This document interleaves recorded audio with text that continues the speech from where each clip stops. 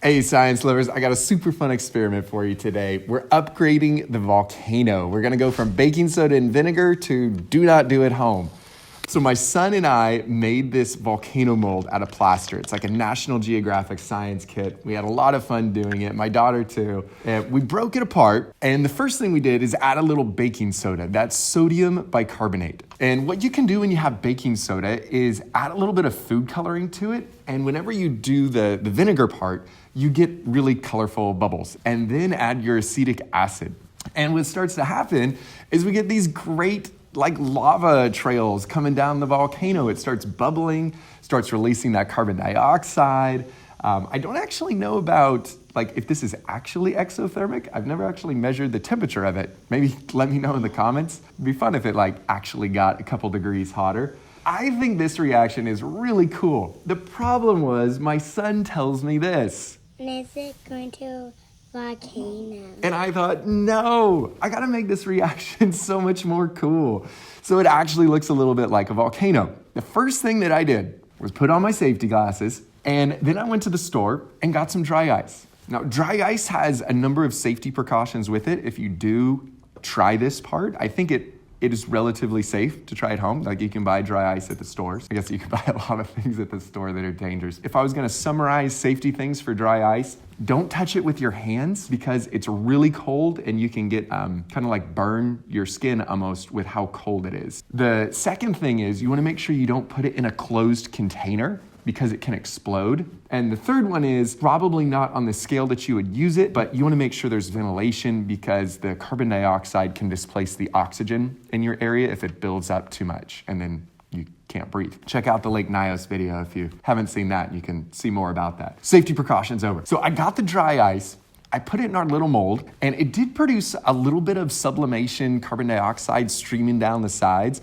but it wasn't a ton. So I added in some vinegar, and once the vinegar got in there, it just started really bubbling and this steam, smoke coming out. It's really just the carbon dioxide sublimating faster off the sides, maybe a little bit of moisture tossed in, but it looked really cool. There are these great bubbles. We got some cool pops. I thought just at this stage, this looked pretty rad. But I was curious what would happen if we added now the sodium bicarbonate, the baking soda. And one thing I forgot, which was like total silly move, was I forgot to put in the food coloring. So you try the food coloring, tell me what you think. And when I did that, it got these cool little like, poof, poof, poof, poof, like these little smoke rings. I love the little smoke rings.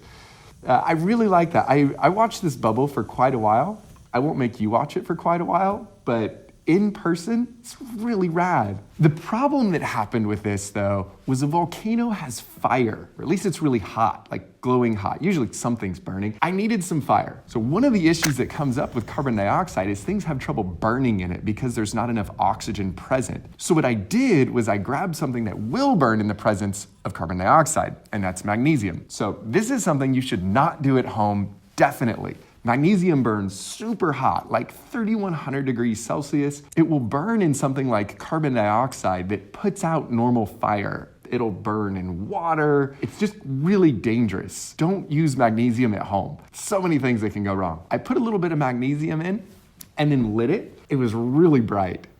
It's actually really hard to actually see the volcano in person because you have to look to the side of it. A little bit of counter to what you're actually trying to do to make a cool volcano to see when you can't actually look at it. We did get fire and we did have smoke. So we had both of those going on. I always do think it is pretty trippy that magnesium will burn in carbon dioxide and rip the oxygen like right off that CO2. So what I wanted to do now though was get some sort of like poof, like some pop out of there. So what I could do, there's a couple different options. I tried two. The first one that I did was one you absolutely should not do at home. I took apart some sparklers. You should always use sparklers as directed. Just light them in an open space and be safe. I broke the sparklers apart and put them inside my little volcano. My volcano is actually really small, the area for stuff to go, so there's not very much sparkler sparkler material that's gonna be in there, and I'm not gonna compact it. If you compact something that gets hot and produces a lot of gas, you have the potential to make something explode. And I definitely don't want this to explode. So I left it really, really loose, and I wanted a fuse that would give me a moment to step back. So I put a little piece of magnesium in there, lit it, and then this happened.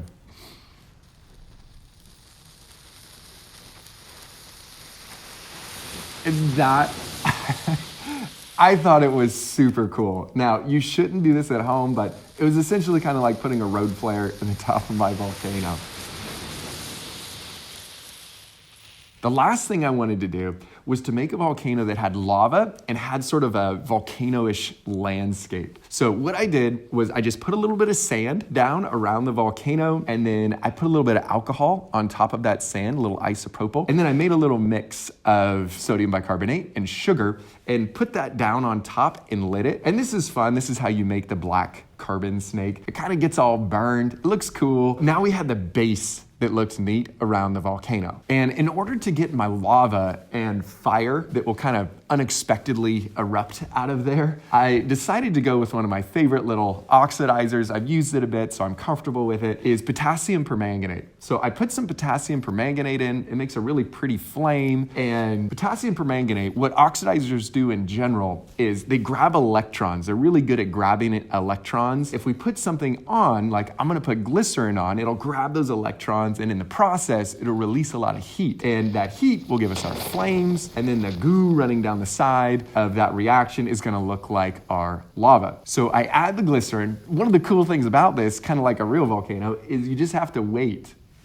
and see when it's gonna erupt. And eventually it starts to steam and smoke, and you know you're close, and then it just bursts into flames. And I love that. If you look at the sides of the volcano now, we see that we have some lava that is trickling down, and it looks really cool.